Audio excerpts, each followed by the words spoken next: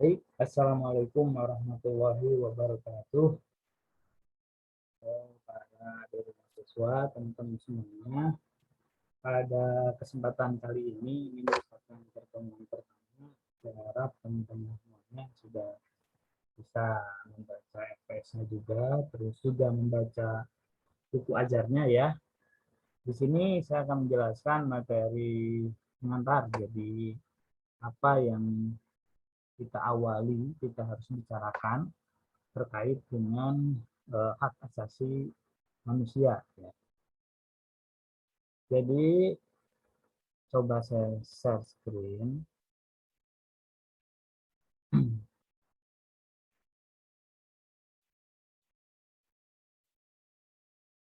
Baik, kelihatan ya.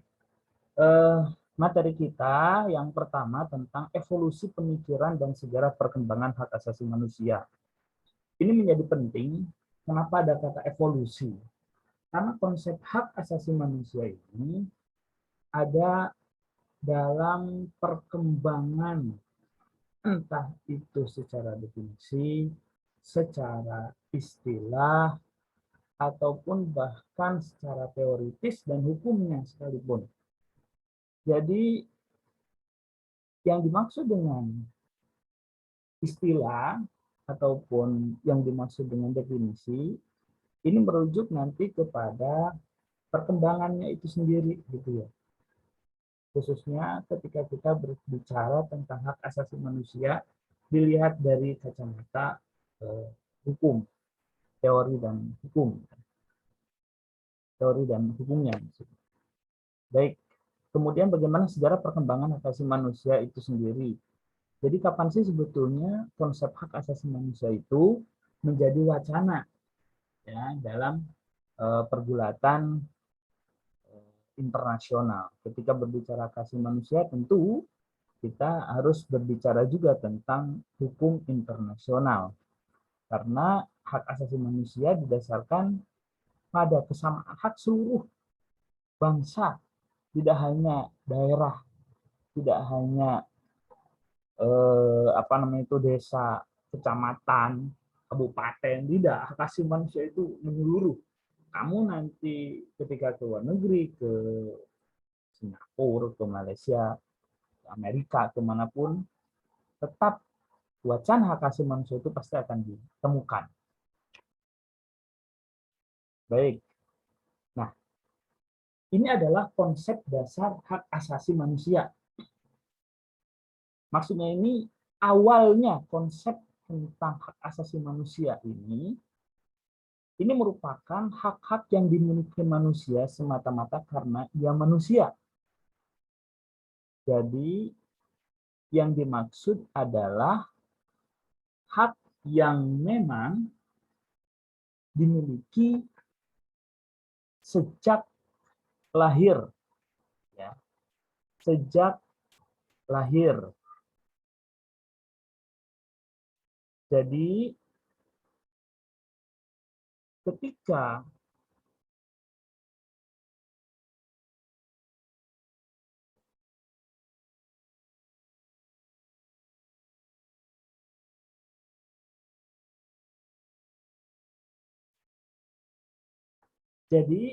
ketika umat manusia itu dilahirkan masing-masing membawa hak tersebut. Semata-mata karena dia manusia itu bukan hanya sekedar membedakan manusia dengan hewan, tapi hakikat manusia itu sendiri sebagai makhluk yang ketika dilahirkan dia mempunyai perbedaan-perbedaan. Contoh seperti perbedaan status, perbedaan kulit, warna kulit, perbedaan bentuk, perbedaan ras, perbedaan keyakinan. Nah, ini merupakan nilai alamiah atau kondisi alamiah yang harus dipahami bersama bahwa setiap manusia karena dirinya manusia hakikatnya yaitu manusia itu akan berbeda-beda, ras, berbeda-beda tentang kulit, berbeda-beda tentang keyakinan, itu sudah tidak bisa diganggu gugat karena hakikatnya manusia seperti itu. Kalau dalam Islam itu kan ada dalilnya ya. Jadi apa dalilnya itu tentang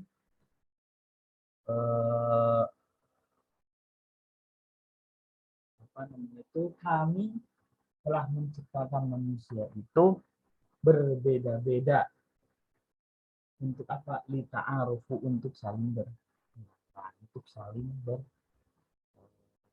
bersilaturahmi, untuk saling berbagi. Nah, ini konsep dasar hak asasi manusia ya seperti itu. Jadi hak-hak yang melekat yang karena dirinya manusia itu kita tidak bisa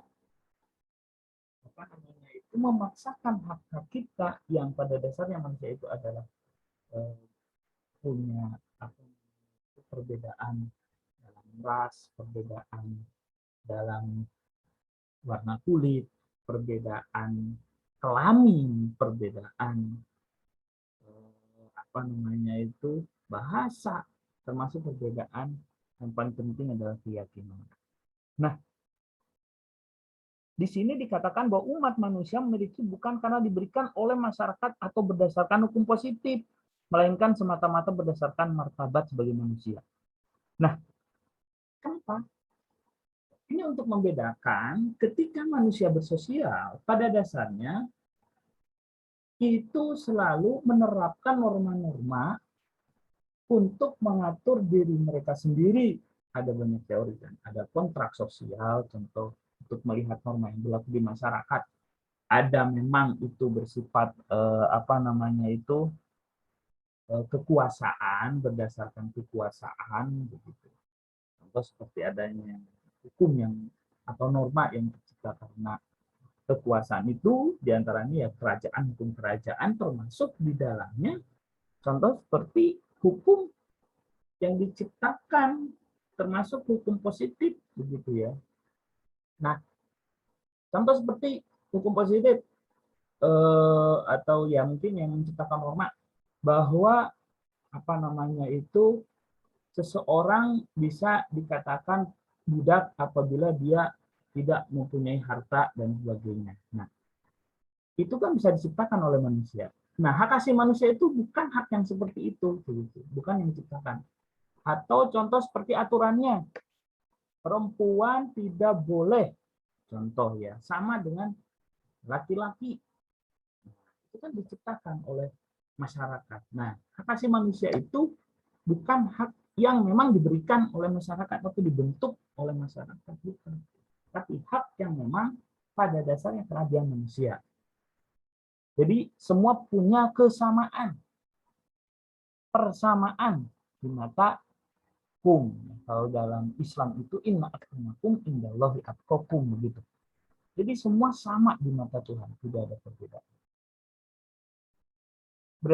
Melainkan semata-mata berdasarkan martabat sebagai manusia. Jadi manusia sejak lahirnya itu mempunyai martabat.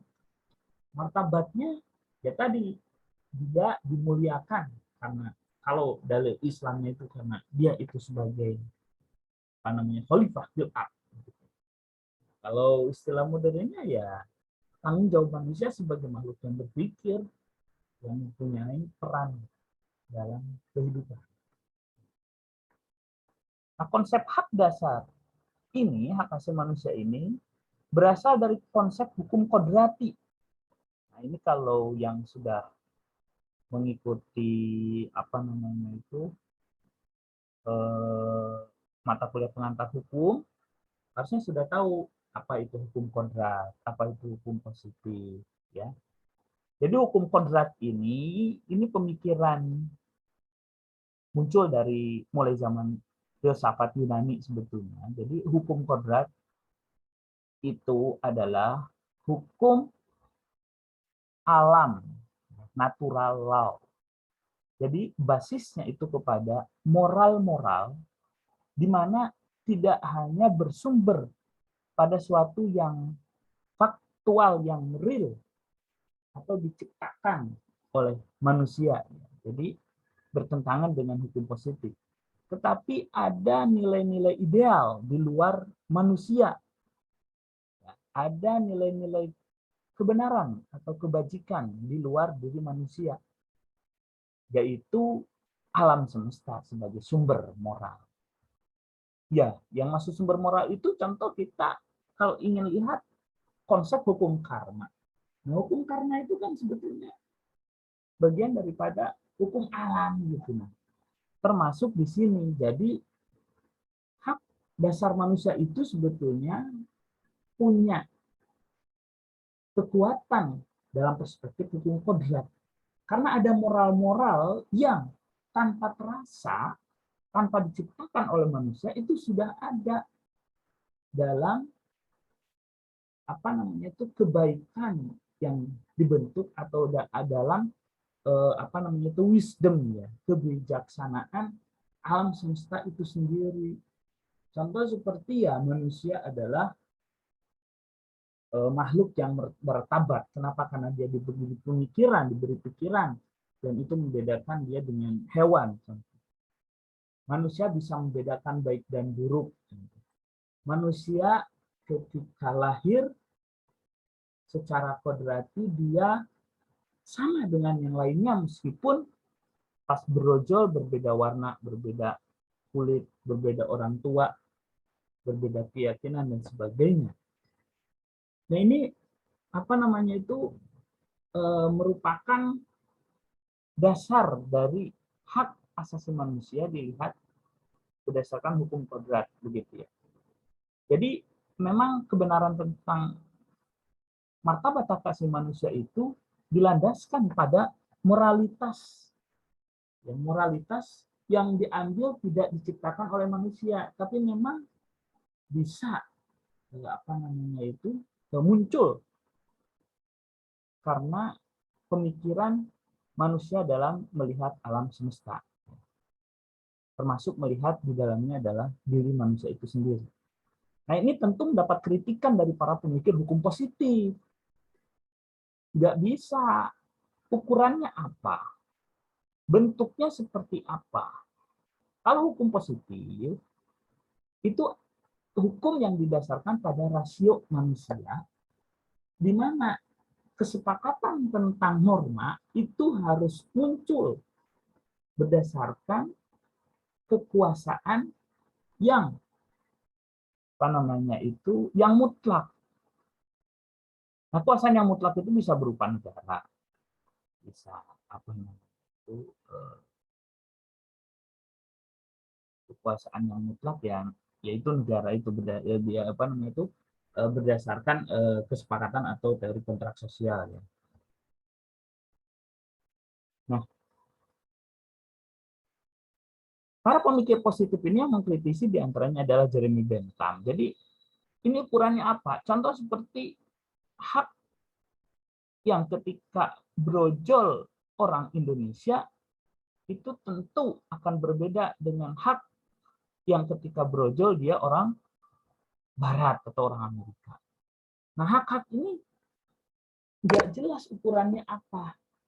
Bisa jadi di suatu daerah ketika brojol dia menjadi dia menjadi seorang manusia, begitu ya. Boleh dihitan. Di Barat itu nggak boleh dihitan. Nah, antara boleh dan tidak boleh tentang sebuah martabat kemanusiaan, kalau di kita dihitan justru karena kesehatan mungkin. Di Barat lo itu dianggap penyiksaan, begitu. Nah, beda konsep itu saja. Itu menurut hukum positif lo nggak bisa, harus jelas ada ukurannya. Karena terlalu abstrak apa yang dimaksud dengan martabat kemanusiaan. Sama-sama bahwa manusia tidak boleh disiksa tadi. Nah, yang satu dihitan, ya memang bukan tujuannya menyiksa, tapi untuk justru kesehatan yang akan datang. Dan kalau di Barat contoh, yang menghitan bisa dianggap itu menyiksa, begitu. Maka ya itu itu bukan sebuah pembenaran. Ini perbedaan konsep ini dari nilai substansi saja menjadi sangat fleksibel, sehingga bagi para kaum positif dianggap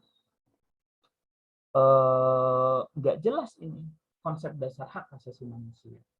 Sebagaimana tidak jelasnya teman-teman mahasiswa suka mengatakan, wah kamu ini melanggar hak asasi manusia, tapi nggak tahu sebetulnya apa hak asasi manusia itu, dasarnya apa, ngambil dari mana kamu bisa berbicara bahwa seseorang melanggar hak asasi manusia begitu ya. Nah ini apa namanya itu mendapatkan kritikan dari para pemikir positif. Akan tetapi meskipun itu dikritik oleh hukum positif, pada akhirnya menemukan momennya adalah setelah Perang Dunia Kedua. Jadi hukum kodrat ini ternyata tetap digandrungi ketika kondisi keadaan chaos pada saat Perang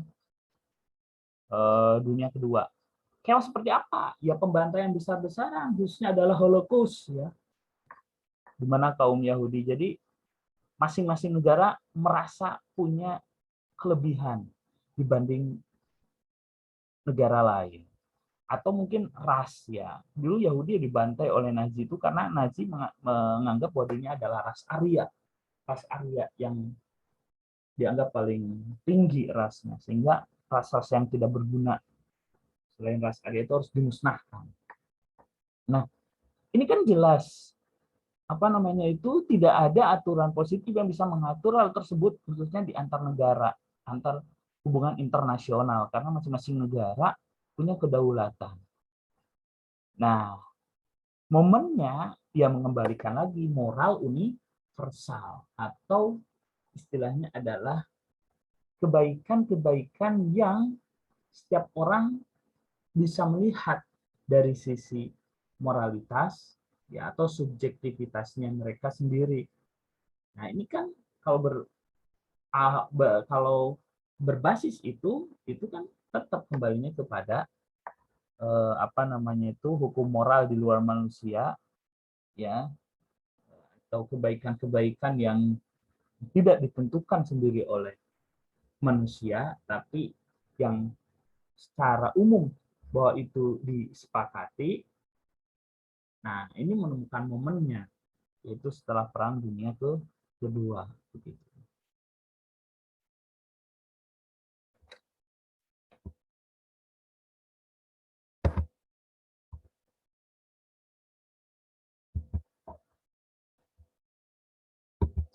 Sekarang selanjutnya adalah tentang perkembangan pemikiran hak asasi manusia. Perkembangan pemikiran tentang hak asasi manusia itu ini tentang apa saja sih sebetulnya yang masuk kategori dari hak-hak dasar manusia, begitu intinya. Nah, pada awalnya, pada generasi pertama hak asasi manusia itu yang dimaksud dengan hak asasi manusia adalah hak-hak yang mewakili kepentingan sipil dan politik, yaitu hak-hak manusia yang klasik. Nah, ini yang paling klasik. Nah, sekarang apa sih yang dimaksud dengan hak-hak sipil dan politik? Hak-hak sipil itu berkaitan dengan hak-hak warga negara, kalau mau dikatakan itu dalam pandangan modern. Tapi kalau kita melihat secara substansi adalah hak-hak kita sebagai orang, sebagai manusia. Apa saja? Contoh hak hidup. Jadi kita itu berhak untuk hidup. Nah, maka tidak boleh ada sebuah pemerintahan atau kekuasaan yang dapat merampas wewenang kehidupan seseorang. Ini maka kaitannya contoh dengan tidak bolehnya hukuman mati, contoh sebagai contoh. Karena dianggap melanggar hak asasi manusia orang. Kemudian contoh seperti genosida, ya, pemusnahan massal. Termasuk tidak boleh disiksa dengan tidak boleh disiksa, tidak boleh ada penyiksaan yang merendahkan martabat kemanusiaan. Kemudian termasuk hak sipil itu ya tidak boleh apa namanya itu istilahnya itu ya tidak boleh hak hidup hak untuk ini tidak boleh dikekang ya, tidak boleh di apa namanya itu di penjara ya, semacam di penjara itu ya, tidak boleh tidak dia kebebasan untuk dirinya bergerak ini itu tidak boleh dirampas gitu ya, intinya seperti di penjara begitu. Nah, adapun hak-hak politik itu berkaitan dengan hak keyakinan, hak berpikir, hak menentukan pendapat, hak untuk dipilih, hak untuk memilih, hak untuk berekspresi. Nah, karena ini menjadi penting ya, bahwa setiap manusia itu pemikirannya tidak bisa dibatasi. Setiap manusia itu agamanya tidak bisa kita memaksakan keyakinan kita terhadap orang lain. Ini adalah hak-hak manusia pada saat dulu yang dianggap sebagai generasi pertama. Ya. Hak berkeyakinan, hak beragama yang penting sekali. Apa namanya itu untuk menentukan agama seorang tidak bisa dipaksakan. Hak untuk kebebasan berekspresi. Orang akan mengutarakan semua yang ada di pikirannya itu bebas-bebas saja karena dia punya hak untuk itu. Begitu ya. Nah, ini tentu nanti akan ada perdebatan sendiri. Tapi untuk saat ini yang perlu kami pahami sebagai dasar-dasar hak asasi manusia yaitu ya mengumumkan pendapat. Nah, kemudian yang generasi kedua adalah persamaan atau hak-hak generasi kedua. Yang pertama itu masuk dalam kategori kebebasan kita. Kita kembali lagi ke pertama hak asasi manusia yang pertama adalah tentang kebebasan. Ya, kebebasan individu. Kata kuncinya adalah kebebasan. Dia bisa melakukan apa saja sebagai manusia. Nah, kalau generasi kedua itu adalah persamaan. Nah, kalau persamaan di sini, maka itu bentuknya adalah perlindungan atas hak-hak ekonomi, sosial, dan budaya. Maksudnya, ada yang miskin, ada yang kaya. Nah, maka ya harus samalah semuanya harus mendapatkan hak yang sama. Tidak boleh yang kaya banget, yang miskin banget. Maka harus ada persamaan, yang miskin ya dicari pekerjaannya dan sebagainya. Oleh siapa? Oleh negara sebagai pemangku kewajiban hak asasi manusia. Kemudian sosial ya berarti dengan strata sosial. Jadi bagaimana mengatur ya kehidupan apa namanya itu strata sosial, pendidikan khususnya dan budaya, termasuk budaya, perlindungan budaya. Di sini hak-hak apa namanya itu adat, hak-hak ulayat budaya, kemudian termasuk hak kekayaan intelektual dan sebagainya harus dilindungi. Sosial termasuk pendidikan di sananya harus semua, maka di Indonesia kan ada wajib belajar 9 tahun. Nah, ini adalah namanya generasi hak persamaan. Nah, kalau mau bilang generasi hak asasi pertama ini banyak diusung oleh Amerika, makanya Amerika kita tahu dengan sistem liberal, bebas saja dia mau sembarang kalir ya, mungkin apa namanya itu kebebasan berpendapat, kebebasan apa namanya itu kebebasan beragama, mau beragama atau tidak sebagainya itu bebas ya. Nah, kalau generasi kedua ini persamaan itu lebih kepada Rusia yang sekarang ya Uni Soviet itu atau komunis ya. Kalau yang kebebasan itu liberal, kalau persamaan ini kepada komunis. Jadi di komunis itu semua harus apa namanya sama rata, sama rasa istilahnya itu. Nah, ini mewakili hak-hak ekonomi, sosial, budaya. Kalau kebebasan mewakili hak sipil dan politik. Nah, sekarang ada generasi ketiga hak asasi manusia itu berkaitan dengan persaudaraan, hak solidaritas, hak bersama. Nah, generasi ketiga ini memang sangat apa namanya itu agak aneh juga. Tapi ini mencuat karena khususnya di apa namanya itu dimotori oleh negara-negara berkembang. Negara-negara berkembang itu melihat negara-negara maju, ya cobalah kita juga jangan sampai apa namanya itu terus dalam keterpurukan berkembang terus. Nah ini apa mereka menyuarakan tentang hak-hak persamaan, ya, dan solidaritas, hak bersama, bukan persamaan, hak bersama dan solidaritas dari negara-negara lain. Cuma pertanyaannya loh, yang siapa pemangku kewajibannya, kemudian siapa yang menjadi subjeknya. Nah, ini menjadi tidak jelas. Kalau yang hak pertama dan kedua kan jelas, individu ya atau orang yang menjadi subjek hak asasi manusia. Nah, selanjutnya terkait dengan universalisme dan relativisme budaya. Ini penting sekali. Perdebatan tentang ini hak asasi manusia itu universal atau partikular. Kalau universal ini merujuk pada semua dunia harusnya sama begitu. Semua dunia sama. Kalau pada faktanya ini susah gitu. Di Barat murtad nggak ada urusan. Di Islam loh murtad itu jadi. Karena murtad itu kan berkaitan dengan kebebasan keyakinan. Dia bisa memilih agama apa saja kan. Kalau di Islam nggak bisa. Murtad itu ya berarti pengkhianatan terhadap agama. Nah, banyak sekali tentang universalitas itu. Termasuk contoh tadi tradisi ya, tradisi. Di Barat contoh seperti apa namanya itu nyembelih hewan kurban itu ya melanggar hak asasi ya. Hewan di kita lo kurban itu malah seharusnya. Nah, hal-hal seperti ini contoh seperti hukuman mati di Barat ya. Nah, jadi ini kita harus memahami dulu tentang itu sebagian kecil permasalahan ya.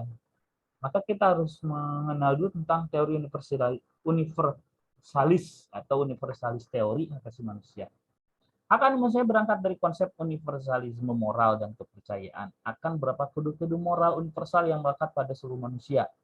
Universalisme moral mengatakan keberadaan moral yang bersifat lintas budaya, lintas sejarah yang dapat diidentifikasi secara rasional. Nah, jadi nanti kita akan dikenalkan dengan beberapa konsep, ya tidak hanya konsep, bahkan sudah menjadi hukum ya dan kesepakatan tentang contoh deklarasi of Human Rights atau DUHAM ya, atau deklarasi hak asasi manusia.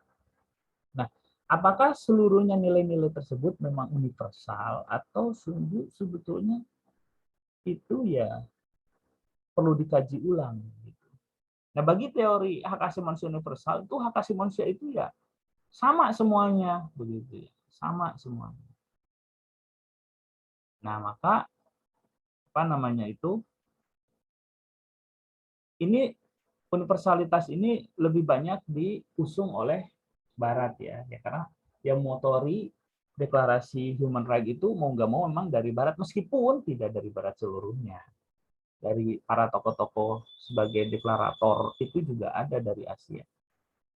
Nah, kemudian selanjutnya ada teori relativisme budaya.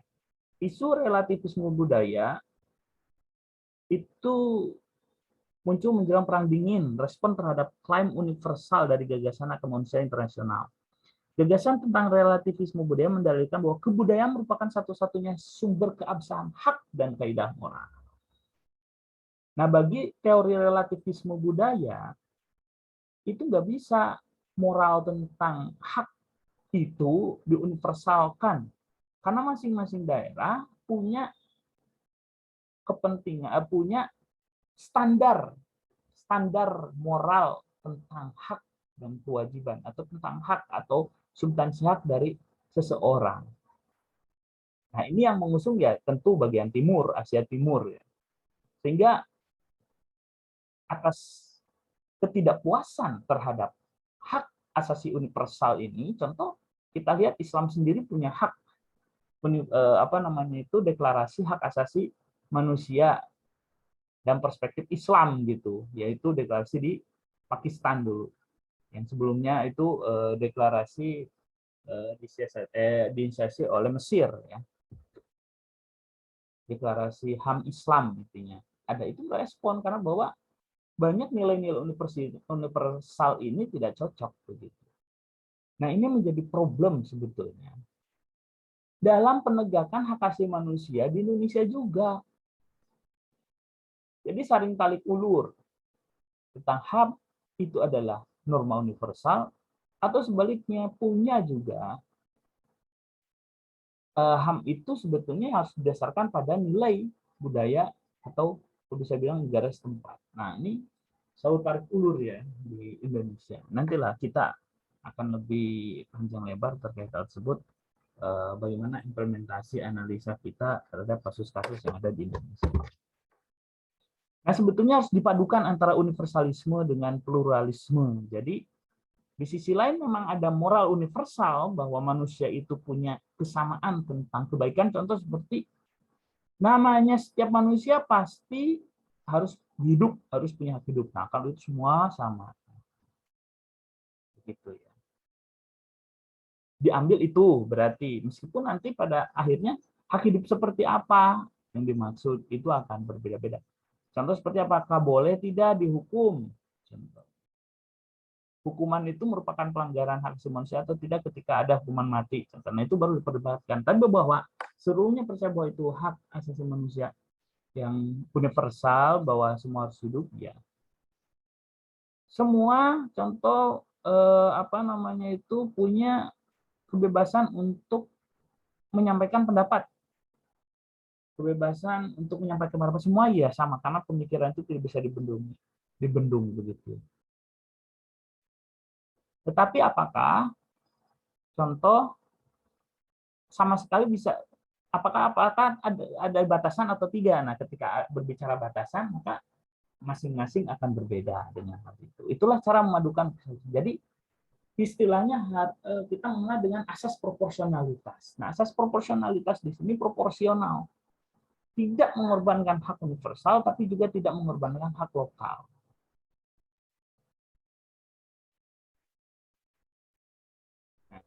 Di mana yang paling penting adalah konsep martabat kemanusiaan. Seluruh agama, sistem moral, dan proses martabat manusia itu sebagai berbagai ragam cara dan sistem. Yang penting adalah martabatnya terlebih dahulu yang penting.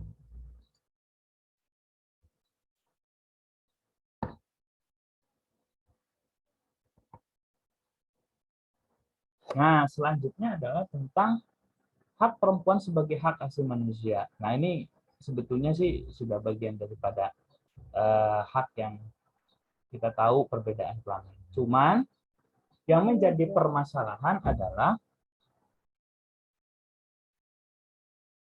kuatnya pelanggaran terhadap perempuan itu yang tersamarkan begitu. Ketika bicara hak, terkadang kita hanya bicara masalah hak publik saja. Tapi bagaimana contoh relasi antara suami istri, di mana keduanya sudah terikat dalam pernikahan. Dan terkadang itu tidak seimbang. Perempuan selalu ditempatkan dalam posisi bawah dan laki-laki selalu ditempatkan di atas. Jadi kita berbicara tentang patriarki. Bagaimana sosok laki-laki itu selalu superior. Dan hal inilah bagaimana hak perempuan itu menjadi dikhususkan. Kovenan Sedau gitu kalau nanti kita akan bicara tentang instrumennya ya, instrumen itu tentang itu hukum-hukum yang dijadikan dasar. Nah, ini jadi terkadang sistem agama manusia itu bahkan dianggap sebagai maskulin atau patriarki. Jadi dibangun dalam pemikiran laki-laki, yang menguntungkan laki-laki, tidak menguntungkan perempuan. Gitu. Yaitu tadi terkait dengan contoh hak-hak domestik, bagaimana perempuan perannya di rumah tangga dan sebagainya.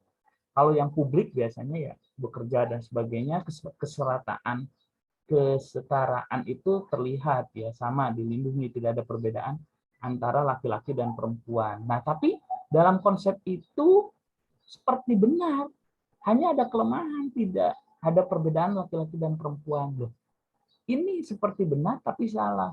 Sesungguhnya ketika perempuan harus dipaksa bekerja ketika dia sedang hamil, ketika dia sedang haid, itu kan nggak bisa disamakan antara laki-laki dan perempuan begitu. Nah ini apa namanya itu, kenapa hak perempuan ini menjadi sangat penting untuk dibahas lebih jauh.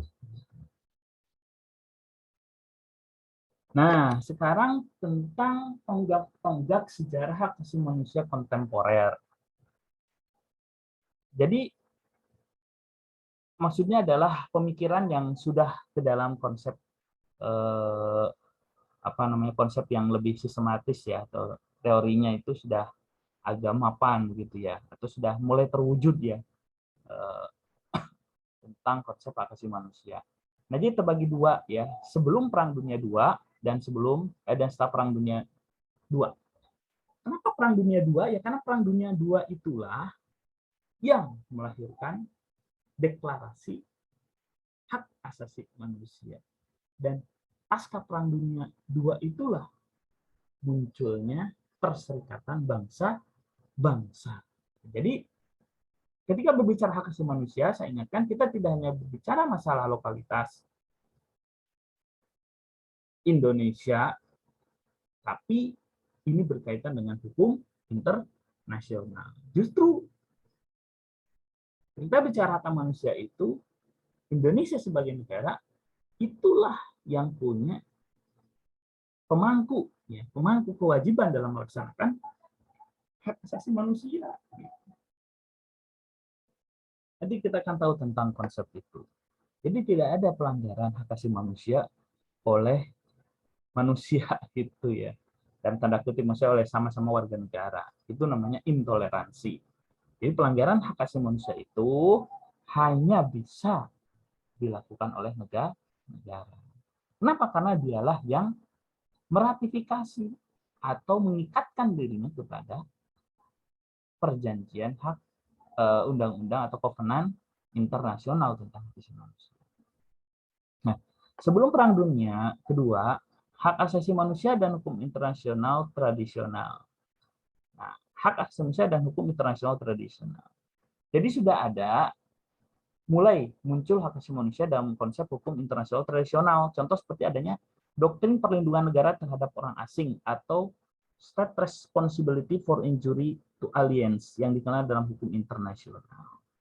Nah, konsep doktrin ini coba lihat nanti bisa dibaca ya tentang negara mana yang mulai menerapkan hal ini. Yang intinya adalah perlindungan bagi orang asing di luar dari negaranya menjadi penting untuk penegakan hak asasi manusia begitu ya secara universal. Nah, ini sebelum Perang Dunia II sudah ada.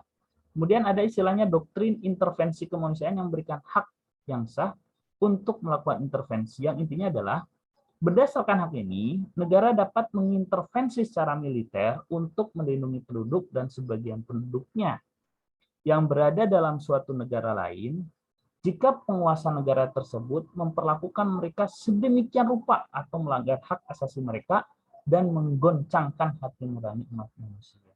Sama seperti kalau tadi perlindungan terhadap orang asing itu negara di mana ada orang asing di dalamnya, kalau intervensi kemanusiaan sebaliknya, ketika ada warga negaranya di negara asing, maka dia untuk melindungi hak asasi manusianya, dia bisa mengintervensi ke negara orang tersebut. Nah, kemudian yang jelas selanjutnya adalah penghapusan perbudakan. Akta Umum Konferensi Berlin ini ya, mengatur kolonialisasi Eropa di Afrika, perdagangan budak dilarang berdasarkan asas-asas hukum internasional. Nah, ini sebelum Perang Dunia apa namanya itu tentang perlindungan hak-hak seseorang itu sudah mulai muncul dengan perannya siapa? Perannya adalah negara. Kemudian selanjutnya adalah Palang Merah Internasional. Komite Palang Merah Internasional dan ikhtiar organisasi dalam perkaitan dua konvensi internasional melindungi korban perang dan perlakuan terhadap tawanan perang yang dikenal dengan Konvensi Jenewa. Ini jelas ya, intinya Palang Merah Indonesia ini merupakan badan internasional di mana dia punya peran dalam menyelamatkan atau melindungi hak-hak korban perang atau tawanan perang. Kemudian adanya Liga Bangsa-Bangsa. Nah ingat, Liga Bangsa-Bangsa itu munculnya setelah Perang Dunia I. Dibubarkan 18 April, 6 bulan setelah Perserikatan Bangsa-Bangsa didirikan. Ada Liga Bangsa-Bangsa, ada Perserikatan Bangsa-Bangsa. Kalau Perserikatan Bangsa-Bangsa itu setelah Perang Dunia kedua. Awalnya Liga Bangsa-Bangsa ini hanya bekerja sama dalam bidang penguatan ekonomi, pertahanan, dan lain sebagainya, atau keamanan gitu ya. Tapi ada juga sudah masuk meskipun sedikit tentang perlindungan individu, ya. Tentang bagaimana memperhatikan para pekerja, memperhatikan tentang kesehatan dan lain sebagainya. Tapi belum sebagaimana setelah Perang Dunia kedua, yaitu lahirnya Perserikatan Bangsa-Bangsa PBB.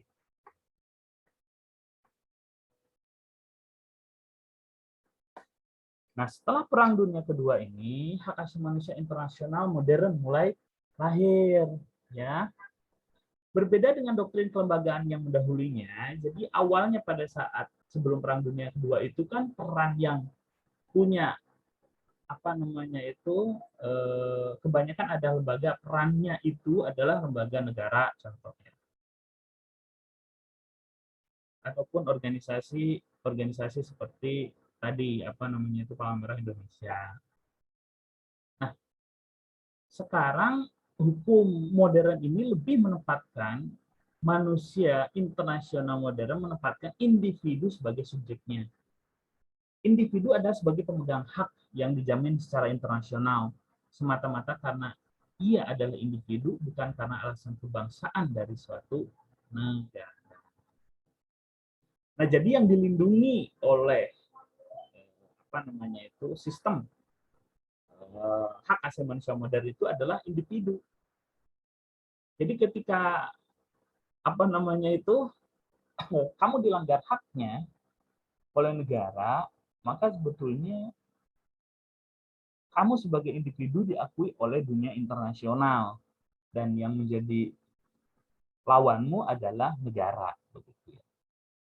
Contoh, kamu menjadi korban negara atas kebijakannya, penghilangan nyawa contoh, atau pemenjaraan tanpa proses penangkapan, tanpa proses hukum contoh. Nah, ini berarti kamu sebagai individu masyarakat internasional berhadapan dengan negara. Nanti akan diadili di Mahkamah HAM internasional di Den Haag gitu. Nah, ini perbedaan konsep pada sebelum Perang Dunia Kedua, di mana subjeknya termasuk negara-negara yang saling terkait atau instansi-instansi. Kalau saat ini dalam modern itu lebih kepada orang, individu sebagai subjek pemegang hak begitu. Nah, ini penting sekali. Jadi yang melanggar hak itu bukan individu, tapi negara begitu. Karena yang memegang haknya itu justru individunya gitu ya, bukan negara. Negara adalah pelaksana hak asasi manusia. Baik.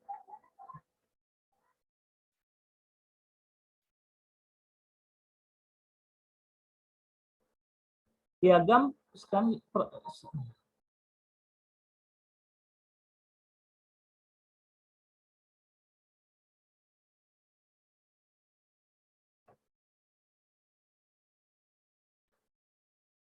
selanjutnya adalah Piagam Perserikatan Bangsa-Bangsa atau PBB.